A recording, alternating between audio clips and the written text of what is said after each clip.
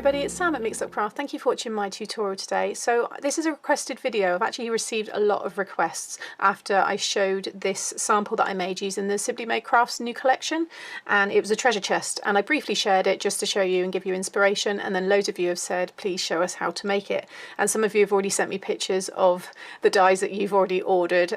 They make lots of other things, but you can also make this really fun treasure chest. It's a great size, open up inside there and you've got lots of room for treats, and then it just closes down.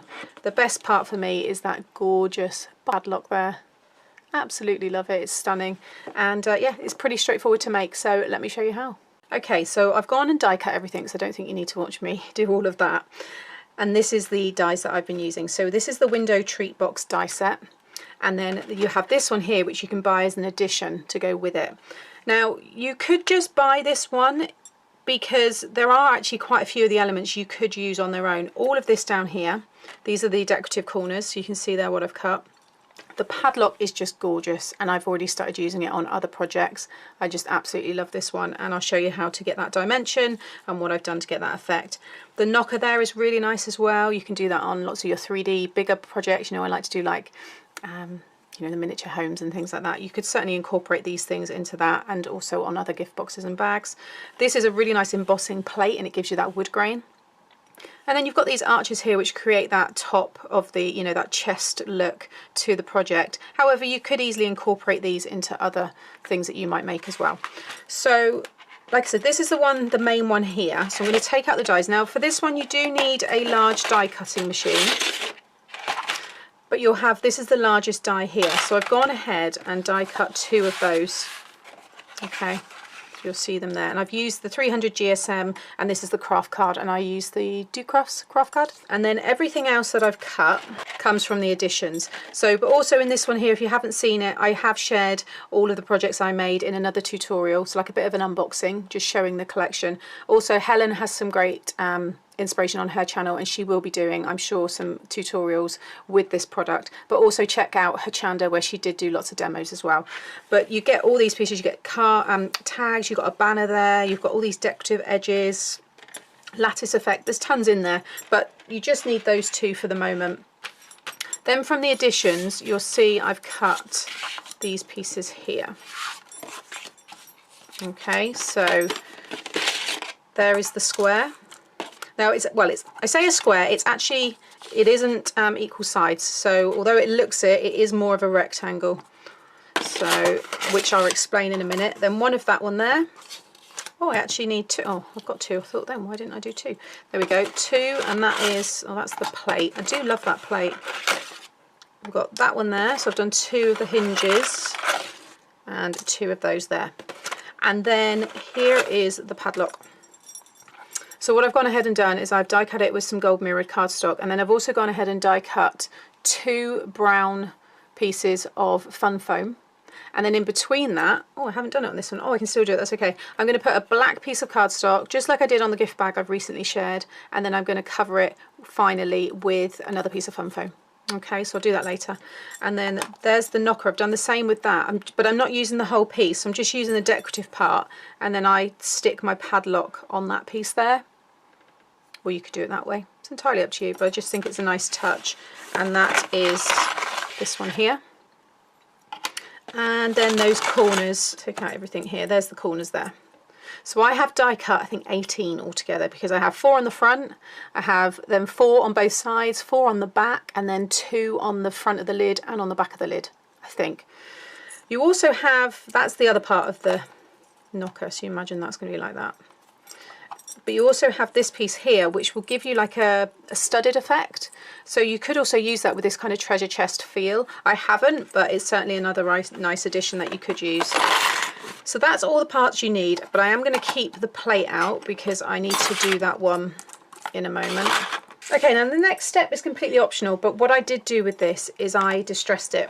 Now it's better to distress before you add the glue, because if you add the glue and any of the glue seeps out, it will almost create a resist against your inks, so you'll get a just maybe not a nice consistent look.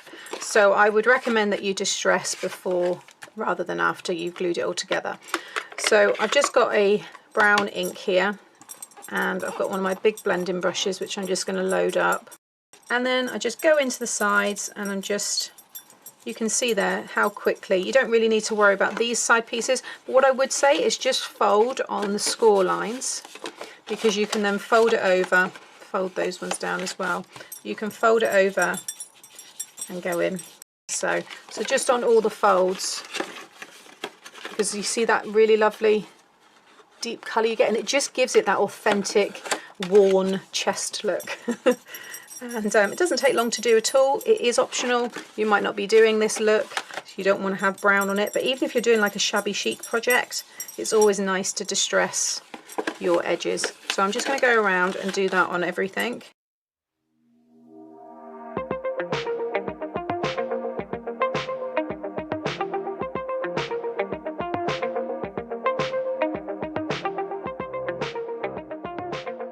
So everything is distressed, and now I would suggest that you use your embossing plate here, this wood grain, and you want the kind of square shape here, and we're going to emboss onto this. So you can just about fit 2 across there, but I said here that it's not quite a square. I find it quite handy that if along the shorter side, just find the halfway mark and just draw a pencil line all the way through. Because what I'm going to do is I'm going to use it as a guide for my embossing plate. So I'm going to line this up here. But also when we go to stick the hinges down, it's a good guide to make sure that you've got it, you know, perfectly wrapped around these arch pieces here. All right, so again, it will all make sense in a moment. Now, the nice thing about these embossing plates is that you don't have to change your sandwich on your die cutting machine. It just acts as just a normal die. So I'm going to lay this one down, lay my plate down. So you can see there is a line that will emboss, so I want to kind of line that up with the pencil line. So it's in by about a smidge. So we all know what a smidge is. A smidge is a smidge. So I'm just going to bring it in just a tiny bit. Doesn't matter if it overlaps at all. You know, it's a wood grain, they're not perfect looking. And then I'm just going to sit that down, run that through. And instantly you get this beautiful wood grain. Now what I'll do in a moment is I'll go back over that with a little bit of my brown ink just to really show that up. But now I just want to flip it over, and then I'm just going to lay that down again, just overlapping it ever so slightly. Run that one through. Okay, so now we've got that lovely embossed piece. Now if you want to, you can do it over more of it. Now I haven't done that just because I'm decorating it, but it is an option if you want to do that. So I'll just show you. You just grab the plate and it will fit. You don't need, that's going to be the base, but this would be one of the sides. Oh no, sorry, yeah, that would be the back actually. But you can see there, if you pop it in there, then you can run that through on all of them as well. Okay, but for this tutorial, I'm just going to stick with the top there. So what you want to do now is we're going to attach these arched pieces. Okay, so we're just going to focus on this lid for the moment. So I'm just going to grab some of my fast tack glue, because it would just keep, you know, just speed things up. You don't want to be kind of holding it there for ages. And also what I would suggest is that you put a curve into this just to help you, and it will, you know, the fact that it's kind of already now in that position that it's going to kind of stay. Actually, also, I forgot, I did want to put a little bit of brown. I've not re-inked this, I'm just using the ink that's already on there, but it will just help that kind of lift a little bit. I'm going to rub that pencil line out in a minute. Mind you, I need to kind of do it before.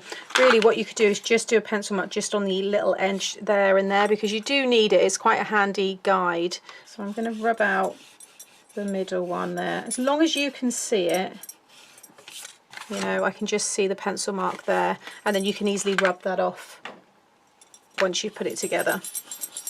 Go back over that ink again with the ink. There we go. Right, so what you want to do first of all, I find it's easier that you look at the center of this here, and you've got these two teeth, and there's the middle point. You want that middle point to line up with the pencil mark, and that way you'll get a perfect wrap around that curve, because if you start down here and you may just come down just that little bit more than you should, you're going to bring it around here and it's not going to quite reach. Start from the middle and work your way out, because that way you know you're not going to go wrong. So I'm just going to pop a little bit of glue here and here, and this is what I was saying about if any of this glue oozes out before we distressed it, it will just create a little barrier, and then you just wouldn't get your ink kind of covering it as well, whereas now it doesn't matter if anything kind of oozes out. So I'm just going to sit that there, right over kind of halfway, just bang on in the center, that join. So just hold that there for a second. Okay, and now you can see when we wrap that, it's going to come down both our sides perfectly. So I'm just going to go in and I can just get the glue now on all of those tabs, and I'm going to do all this half in one go. And then again I can just go in there.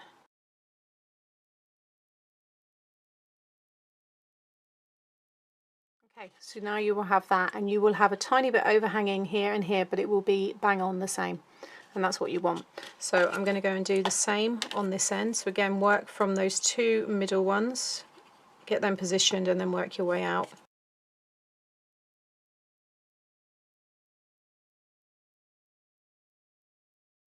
So that's the lid all done. Now you do actually need 3 hinges, not 2, so I've just gone ahead and die cut another one, and one of them, this is the one you want to attach first of all, and you want to attach it inside here.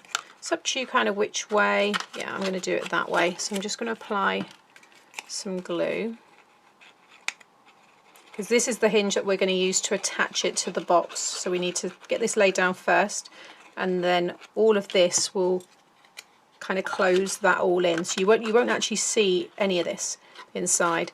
So you just want to fold it like over like that, make sure it goes, you know, right up to that fold like this. Okay, and then once that's set, we can just kind of move that a little bit more. With this piece here, I've just folded when I, you know, was distressing all the corners, but you're going to stick a hinge on both sides here, so it's got basically it's got those flaps then on all of the sides. So I'm just going to add some glue here. We'll just also add a strength and just give the whole thing its shape. So again, stick that one. You do want to make sure you get it bang on, you know, the fold of the hinges lines up perfectly with the edge of this piece here.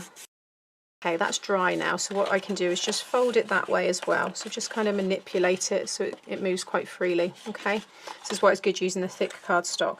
Now what's going to happen is this is going to stick all inside there. So rather than it being that flimsy kind of hollow lid, it's going to become very, very strong.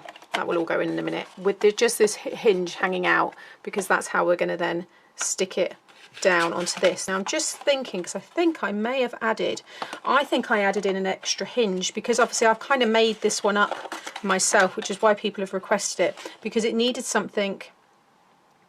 Yeah, or did I actually end up going for, because I sent that one off, the sample's already gone, that was the one obviously I shared, but I'm just trying to think, I'm sure what I'd done, because you don't need one of these tops, that's it, I remember, nope, it's fine, because I do a lot of these things and I'm not filming, so you know, I don't write things down, I don't always remember exactly how I've done it, and then when I share samples, because although, you know, all the dies are here and that's the inspiration they've given, I'm always making things up. I'm always doing something slightly different, and yeah, I think that's the fun. It's nice to be able to do what they suggest, but also do more as well. So I've just taken a little bit off them, just some little wedges, just so it all slides in easier. But I'm going to add glue. You're going to have to kind of do all at the same time, because it's all going to go in. Yeah, I remember how I done it now. I was kind of thinking, how did I get that other tab there? Really easy, and you're not, you know, apart from cutting that extra hinge, you're not actually cutting any more cardstock. So just slide those all in like so. And you might find a pokey tool come in handy, because you're just obviously you're working within a hollow space, but once that glue grabs, you're good to go. You just want to get it nice and flush, Just hold that all there for a minute. And you still have that tiny little overhang. It just tidies everything up, just having that little bit free. Okay, I've got a little bit coming down there. I'm just going to trim that. I think I went too far over to one side, but that's fine. It's easy to tidy up. But now you've got this piece. Okay.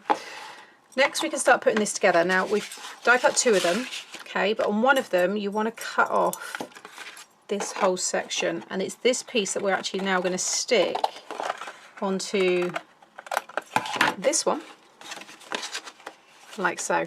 And those are your little flaps, and it will give you a really nice closure when you go to put it all together. So what we're going to do now is you're going to add some glue onto this one here. But some of you have been watching this thinking, what is she doing now? You're then going to stick this one over here, and then you're going to add glue onto one of these. Bring this around and stick one down there. And again, add glue on that one. And then I'm actually going to bring my Kalau in for these larger sides, just to add some strength. Again on this one. Okay, so where you've got the raw edges here and here, that will be the back. Okay, so you'll have those nice sides there. You want to grab this one, and you're going to add glue all to that hinge. And I would lie this down. It's a little bit fiddly. Once it's kind of again grabbed, it's okay. But you want to hold this one up and push your hand in there so that can all sit perfectly. Oh, I haven't stuck that on yet. We'll do that in a minute. I thought, why is that moving? But you're sticking that in there. Make sure that that fold of the hinge runs right along the top of the box here. And then I'm going to grab this one, that in glue, and stick it on there, and it will perfectly sit within that section. And again, it will just strengthen that lid. Make sure your hinges all come in perfectly. So I'm just going to leave that there just to dry for a minute, and I'm just going to talk you through the padlock and this one here. So I went and die cut the gold, then 2 lots of the fun foam, and then what I'm going to do is I'm just going to die cut again in this craft card, because this will stick better than the mirrored card onto this here. Okay, and then I'm just cutting a tiny bit of black card, and I'm going to stick it over the keyhole here, and then I can just add glue to the rest of this and then stick that onto the back, and it just, I don't know, just adds a bit more of an authentic. Just want to rub some of that glue in there. It will all dry clear, but just so you don't have any clumps through the keyhole. Through the keyhole. I used to love watching that. Okay. Just make sure it's all lined up. Won't take long for it to grab. I do recommend, if it starts to curl, just put something weighted on top of it, because fun foam does have a tendency to curl up when it's, you know, got a liquid on it. But now, and any glue that might be on the mirrored card, just let it dry and then it rubs straight off. But now with that black in the inside, I just think it gives it more of an authentic look, and then on the back it's just like that, but you're not going to see it, but I'm going to stick that onto this bit in a moment. Okay, and then we can grab this one, pop in your sides, and the whole thing will close in like so. Cool. Love it. Okay, next I'm just going to decorate it. So I'll put this on high speed, but I'm just going to stick these in all of the corners. So here, here, and here, and then 4 on each side, 4 on the back, and then I also done them on here and here, and on the backs of the lid the same. Again, you don't have to do as much as I have, but I do love that look.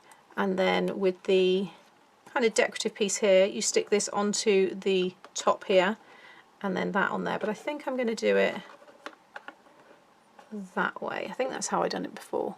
Anyway, you'll see me. I'm going to, like I said, put it on high speed and get that all stuck down.